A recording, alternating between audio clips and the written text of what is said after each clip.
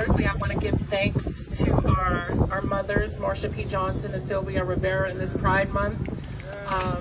Without them, we would not be here. We would not be able to celebrate our pride, our joy, our love, the fight for liberation for LGBTQIA people. And we're going to open it up just giving reference and love to Black trans lives around Pennsylvania. And if you can just repeat after me, Black trans lives matter here. Black trans lives matter here. Black trans lives matter here. Black trans lives matter here. Black trans lives matter here. Black trans lives matter here. Yes, we do. So I come to you as an open Black trans woman, and I firstly want to thank everyone for giving me the platform to speak on the Fairness Act. Trans voices, especially those Black trans women, are often unheard or outright repressed, even though we remain the most vulnerable to discrimination and violence in America. Again, I'm Ciora Thomas. I'm honored to be a member of the Pennsylvania Commission on LGBTQ Affairs. I'm also the founder and director of Sisters PGH, a community center, drop-in space and resource provider for trans and non-binary people of color in the Pittsburgh area. My nonprofit exists because of the systemic discrimination my community faces every day across this country and even across our state. From being fired simply for living authentically to being denied restroom access in public spaces. Our lives are policed and our dignity prodded every single day. Last November 20th, on the annual Trans Day of Remembrance, I was able to speak via Zoom at the governor's office about our community struggles and about the importance of passing a law to protect us. 8 months later, here we are. With no national legislation aiming to protect TLGBQ people, it cannot be overstated how important it is for us to have the Fairness Act enshrined into law. Updating Pennsylvania's discrimination law to account for my community is long overdue. Polls show that 74% of voters in Pennsylvania agree that no one should be discriminated against for being gay or transgender. This is also a common sense decision. Of course, discrimination against and violence towards trans and queer people will not disappear overnight, merely because of a bill. We know that. This is why it is vital that our state lawmakers, activists, and residents commit to doing the real grassroots work. And I'm going to repeat that.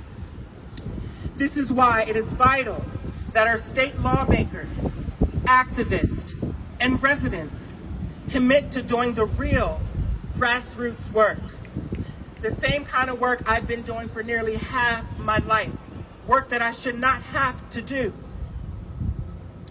We need to push for a bill that also bans conversion therapy, as well as one to amend our hate crime law.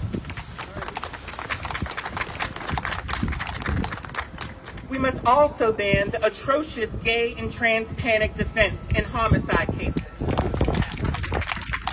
There is some hope, of course. So far, 15 states have passed legislative bans on the use of gay and trans panic as a legal defense. Pennsylvania could and should be the next in line. Laws matter.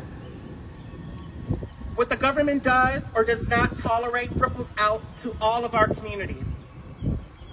One of my hopes is that my new appointment as co-vice chair of the Pennsylvania Commission on LGBTQ Affairs can help move us in the right direction.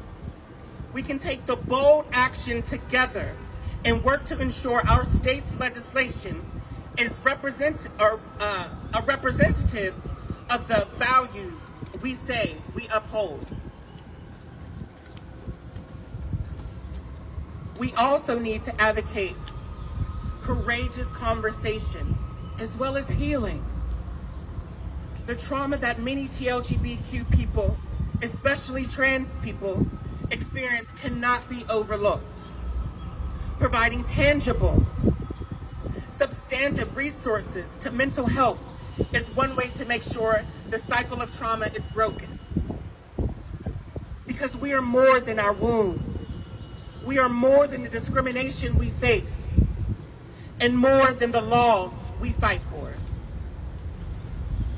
During this journey of liberating my folks in Pittsburgh, Pennsylvania, in our region, we are the only organization in its existence that does what we do in Pittsburgh and across our region, housing our transgender and non-binary people with affordable housing, with emergency housing, with rent, utility support, with monetary funds that they need to be support systems while they are in our Allegheny County jail or our jail systems around the country or around the state that has a lot of work to do.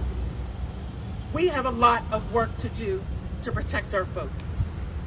And that's why I'm here today.